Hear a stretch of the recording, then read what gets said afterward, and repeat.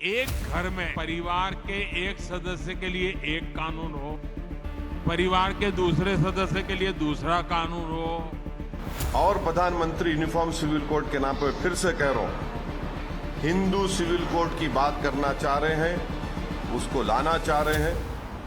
उनका मकसद वही है, टारगेट करो भारत के मुसलमानों को। यूनिफॉर्म सिविल कोड एक ऐसा मुद्दा है जो 70 साल पहले भी बहुत ज़्यादा कंट्रोवर्शियल था और आज भी बहुत ज़्यादा कंट्रोवर्शियल है। सुप्रीम कोर्ट ने टाइम टू टाइम बोला है कि गवर्नमेंट को यूनिफॉर्म सिविल कोड को लेकर आने की ज़रूरत है और फाइनली ये गवर्नमेंट इस स्टेप को लेती हुई नजर आ रही है। अगर आप रैंडमली किसी यूनिफॉर्म सिविल कोड के सपोर्टर से पूछोगे कि क्या यूनिफॉर्म सिविल कोड आना चाहिए, तो यूसीसी का सपोर्टर बिना सोचे समझे ये बोलेगा कि हाँ बिल्कुल आना चाहिए। मुस्लिम 4-4 शादियां कर लेते हैं, ढेर सारे बच्चे पैदा कर लेते हैं, इसलिए उनकी पॉपुलेशन को कंट्रोल करने के लिए यूसीसी बहुत ज़रूरी है।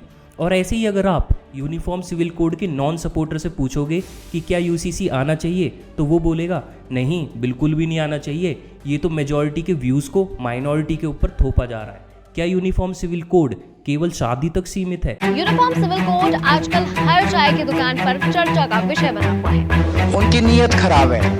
कॉमन सिविल कोड इस संबंध में संविधान के आर्टिकल 44 में साफ साफ लिखा है।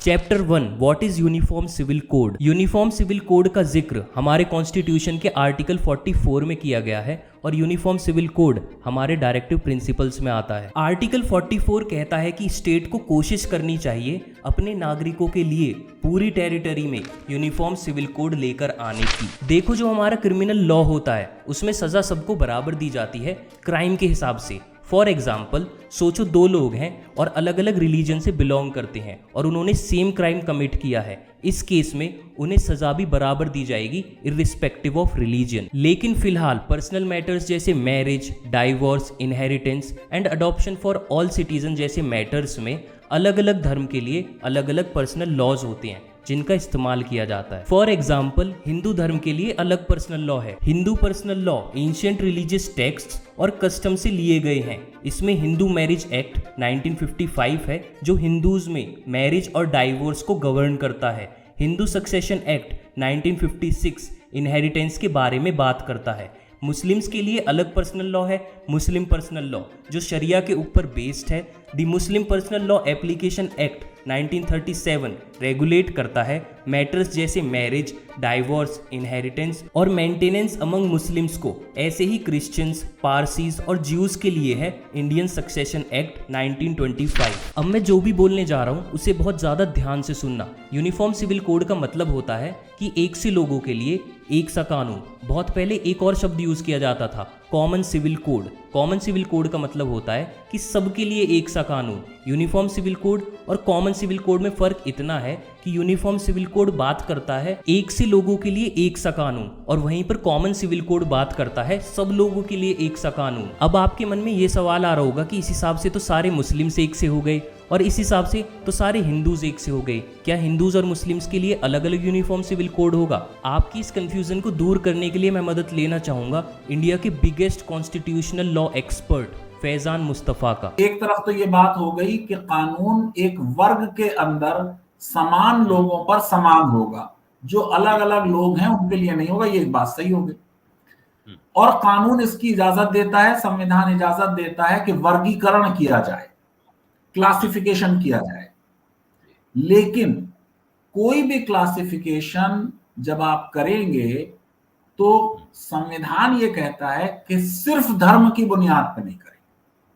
जो अनुच्छेद 15 है वो ये कहता है कि स्टेट जब डिस्क्रिमिनेट कर रही होगी तो सिर्फ रिलीजन या रेस या कास्ट या सेक्स या प्लेस ऑफ बर्थ की बुनियाद पर किसी के साथ कोई डिस्क्रिमिनेशन नहीं करेगी। तो उससे आप ये कह सकते हैं कि ये शायद कानून की पॉलिसी नहीं है कि अलग अलग कानून है। कुल मिलाकर पॉसिबिलिटी ये है कि religion, race, sex, caste place of birth के आधार पर अलग अलग कानून नहीं होंगे, सबके लिए एक समान कानून होगा। मेरे ओपिनियन में एक पॉसिबिलिटी ये भी है कि ट्राइबल लोगों के लिए एक सेपरेट यूनिफॉर्म सिविल कोड होगा और नॉन ट्राइबल लोगों के लिए या आम जनता के लिए एक सेपरेट यूनिफॉर्म सिविल कोड होगा। या ये भी हो सकता है कि यूनिफॉर्म सिविल कोड में अलग अलग लोगों के लिए अलग अलग एक्सेप्शंस भी हो सकते हैं। मैं पर्सनली जिस चीज़ को सपोर्ट करता हूँ वो है इक्वालिटी। चाहे अलग अलग धर्म के लिए अलग अलग यूनिफॉर्म सिविल कोड हो या सबके लिए एक ही यूनिफॉर्म सिविल कोड हो, इक्वालिटी सबसे ज़्यादा ज़रूरी है और खासकर जेंडर इक्वालिटी। हमें यूनिफॉर्म सिविल कोड में जेंडर इक्वालिटी के ऊपर खासकर काफ़ी ज़्यादा फोकस करना होगा, जो आज भी औरतों के विरुद्ध है। लेकिन फिर भी हमने हिंदू लॉ में एक कोशिश की कि हिंदू औरत और हिंदू मर्द के बीच समानता आ जाए। इसी तरह की समानता सारे धर्मों में लाना पहला कदम होगा uniform. Chapter 2 why uniform civil code is a controversial topic in India. UCC एक काफी ज्यादा कंट्रोवर्शियल टॉपिक है और इसका पहला कारण है religious and cultural diversity. India में काफी सारे धर्म के लोग रहते हैं और इंडिया अपने कल्चर में भी काफी ज्यादा रिच है। आलोचना करने वालों का कहना है कि यूसीसी हमारे देश के कल्चर को कमजोर कर देगा और लोगों की रिलीजियस फ्रीडम को अफेक्ट करेगा। इन्हीं कॉम्प्लिकेशन की वजह से हमारी कॉन्स्टिट्यूएंट असेंबली ने उस वक्त यूसीसी को डायरेक्टिव प्रिंसिपल्स में डाल दिया था। डायरेक्टिव प्रिंसिपल्स हमारी गवर्नमेंट के लिए गाइडलाइंस होते हैं। उस वक्त यूसीसी को प्रायोरिटी पर इसलिए नहीं रखा गया क्योंकि यूसीसी में पर्सनल मामलों की बात हो रही है। उस वक्त कई और मसले थे जो ज्यादा प्रायोरिटी पर थे। That I am probably one of the leaders of such a camp.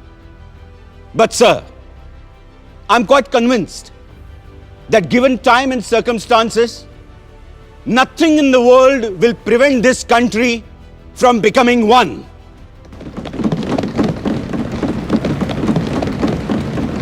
दूसरे कारण जिसकी वजह से यूसीसी काफ़ी ज़्यादा कंट्रोवर्शियल टॉपिक है, पहला माइनॉरिटी राइट्स, दूसरा पॉलिटिकल पार्टीज़ ने यूसीसी को as a vote bank use किया और एक पोलराइजिंग टॉपिक बना दिया, तीसरा कुछ सपोर्टर्स का कहना है कि यूसीसी जेंडर इक्वालिटी को प्रमोट करेगा क्योंकि इसमें रिलीजियस पर्सनल लॉ में मौजूदा डिस्क्रिमिनेटरी प्रैक्टिसेस को एलिमिनेट किया जा सकेगा। वहीं पर ओपोनेंट्स का कहना है कि इक्वालिटी तो एग्जिस्टिंग पर्सनल लॉज में भी लेकर आई जा सकती है। कुछ लोगों का कहना है कि यूसीसी देश में यूनिटी लेकर आएगा क्योंकि सब लोगों के लिए एक ही कानून होगा। वहीं पर कुछ लोगों का कहना है कि ऐसा नहीं होगा क्योंकि यूसीसी काफ़ी ज़्यादा कॉम्प्लेक्स और सेंसिटिव है। माई इनसाइट्स, मैं अगर अपनी बात करूँ तो मैं पर्सनली यूनिफॉर्म सिविल कोड को सपोर्ट करता हूँ।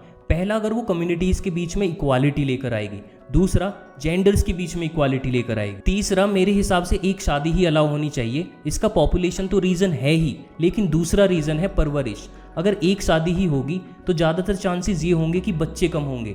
अगर बच्चे कम होंगे तो फैमिली उन बच्चों की परवरिश अच्छे से कर पाएगी, उन्हें एक अच्छी क्वालिटी ऑफ एजुकेशन दे पाएगी। क्योंकि मिडिल क्लास फैमिली में इनकम कम होती है, 4 शादी की वजह से खर्चे काफ़ी ज़्यादा होते हैं क्योंकि बच्चे बहुत ज़्यादा हो जाते हैं। ऐसे में घर का कमाने वाला जो ज़्यादातर केसेस में मेल मिलेगा उसके ऊपर काफ़ी ज़्यादा प्रेशर होता है और वो अपने बच्चों को ज़्यादा खर्चे की वजह से अच्छी परवरिश नहीं दे पाता और अच्छी स्कूलिंग नहीं दे पाता। बायगैमी यानी एक से ज़्यादा शादी के केसेस में डोमेस्टिक वायलेंस भी काफ़ी ज़्यादा देखने को मिलती है एज कम्पेयर टू मोनोगैमी यानी एक शादी। 4 बीवियां रखना मेरी संस्कृति का हिस्सा है, जबकि वो कुरान में ही नहीं है।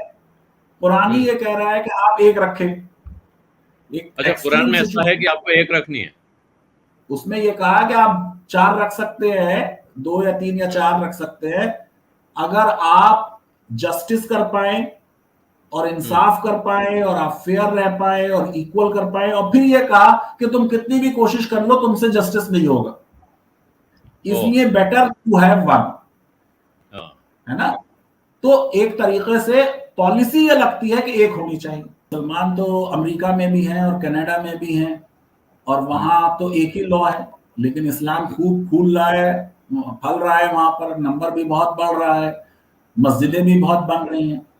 किसी लॉ के होने ना होने से किसी कम्युनिटी की आइडेंटिटी खतरे में है, ये मैं पर्सनली जो है नहीं मानता। यूसीसी काफ़ी ज़्यादा कॉम्प्लिकेटेड है। एक तरफ हमें बात करनी है इक्वालिटी की और एक तरफ दूसरे रिलीजियंस के फ्रीडम का सवाल है। मेरे हिसाब से पहले हमें ज़रूरत है एक्सपर्ट कमिटीज़ बनाने की और एक्सपर्ट कमिटीज़ की मदद से एक ड्राफ्ट लेकर आने की और फिर उस ड्राफ्ट को डेप्थ में डिस्कस करने की और अगर कुछ चेंजेस की ज़रूरत है तो वो बदलाव करने की और फिर यूसीसी लेकर आने की। बस आज की वीडियो में इतना ही। होप आपको वीडियो पसंद आई होगी। अगर आपको वीडियो पसंद आई तो वीडियो को लाइक करो और इस टॉपिक में आने वाले टाइम में जैसे चीज़ें बढ़ती रहेंगी मैं और भी वीडियोज़ लेकर आऊँगा, इसलिए चैनल को सब्सक्राइब करो।